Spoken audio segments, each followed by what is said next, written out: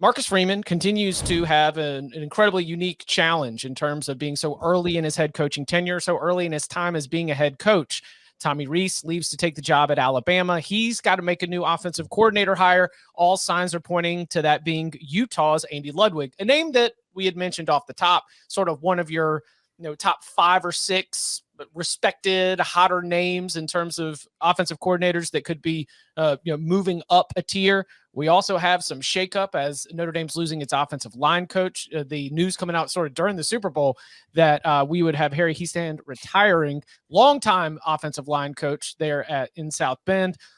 If it's Andy Ludwig, and it certainly seems that we're going that way, and we're also going to have to be making an offensive line coach hire, what do the shifting winds say about what Notre Dame's going to look like on offense here in the next year or two?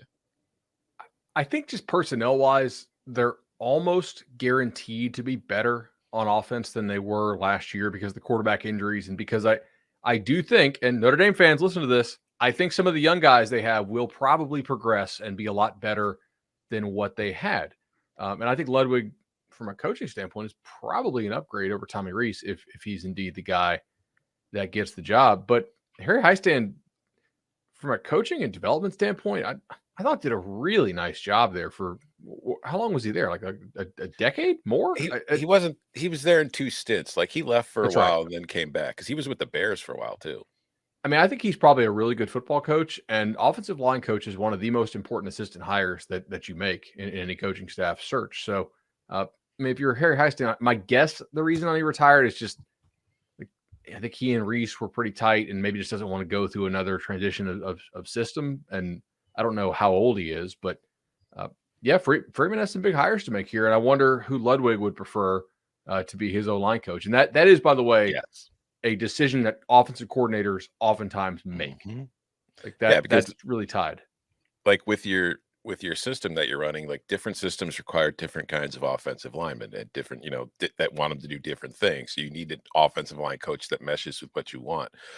I think Harry was a very good offensive line coach. Like Bud was saying, he's produced and developed a lot of NFL offensive linemen and good Notre Dame offensive lines and just good offensive lines generally anywhere he's been. But I would think that it's a combination of a new OC coming in and then just the fact that if you look at Marcus Freeman and his approach, like, he puts an emphasis on recruiting. I think Harry is reaching a point where it's like he's not really interested in doing the recruit. Yeah, so I'm saying he's not really interested in driving around the country all the time, sitting in people's living rooms. I think he's reached the point in his life where he's like, no, I think I'd rather just coach ball or not at all. Goes back to the interesting conversation we had when Tommy Rees left. Sam Hartman is the one I keep wondering about who all of this impacts. He's going there. So now he's not only going to be learning.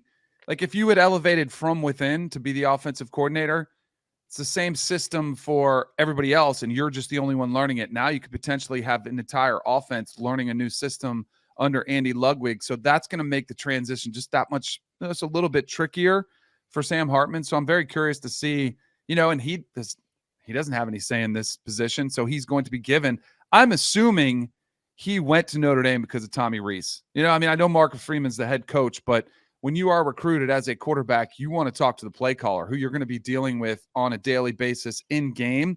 And if that has changed now, I guess your fingers are crossed. Like, I hope we get along, and I think they're completely different personalities too.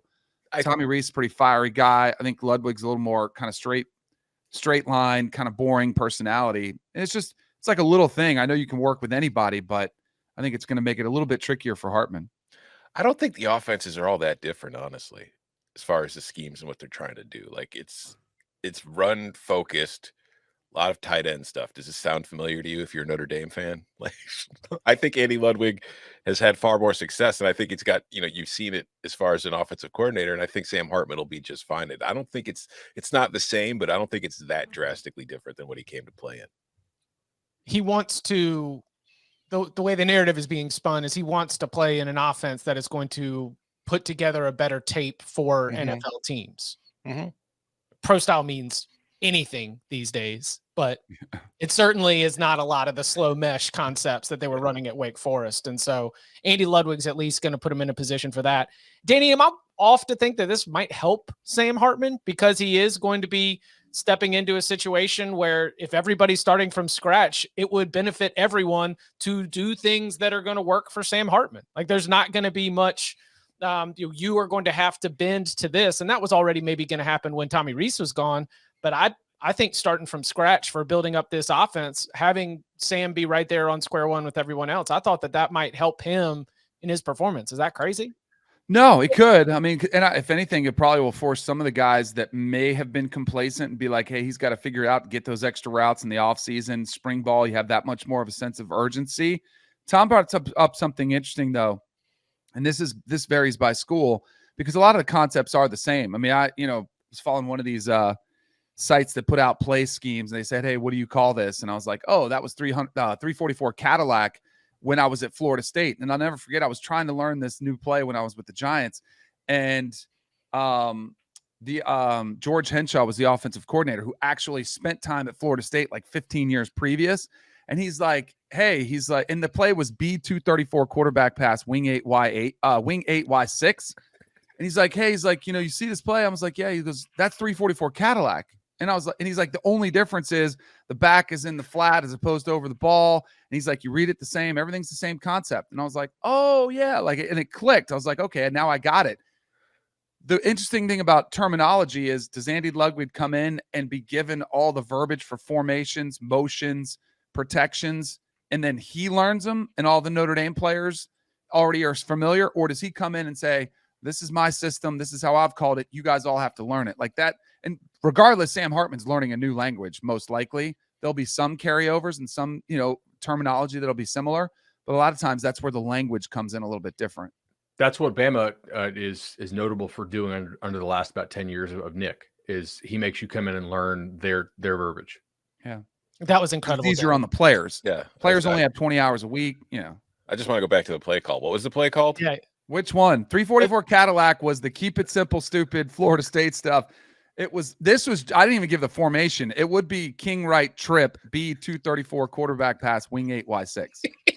So good. And that was from I just want to point out, so King is your personnel call. King is the formation. And so okay. I would be just straight I backfield. Sure. King would be the fullback offset. Queen would be the fullback offset to the left, like strong or weak. I know it's kind of sexist. We better watch out. We don't want to get Dan Reeves in trouble. But it was King and Queen. So everything really did have a seam. Red was split backfield. That's kind of universal. I right, I left. Those are universal. Red right, red left. Split backfields. And then the thing that was funny about it is, like most systems, the terminology gets very verby. B was for some reason a 7-step drop because it was Q would have been if you said Q hot Louis would have meant and hot means you're in a scat protection, no backs. Louis means they're sliding up front to the left, but Q meant 3-step drop. M was a 5-step drop. B was a 7-step drop. But to me, it never made any sense because Q made sense. Quick, M, mid, B, I was never told. To me, it would have been D. Maybe bottom of the drop? Possibly. I don't know.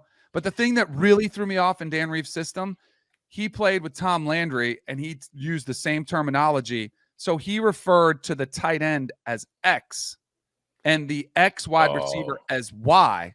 So when he said wing 8, that's a post, Y6 is actually, in my mind, it's the X receiver running a deep in cut, but he called it wing 8, Y6. That was what I was struggling with when George Henshaw, because I kept looking for the tight end on a deep, cross, and he's running a drag across the bottom. And that's like those little things.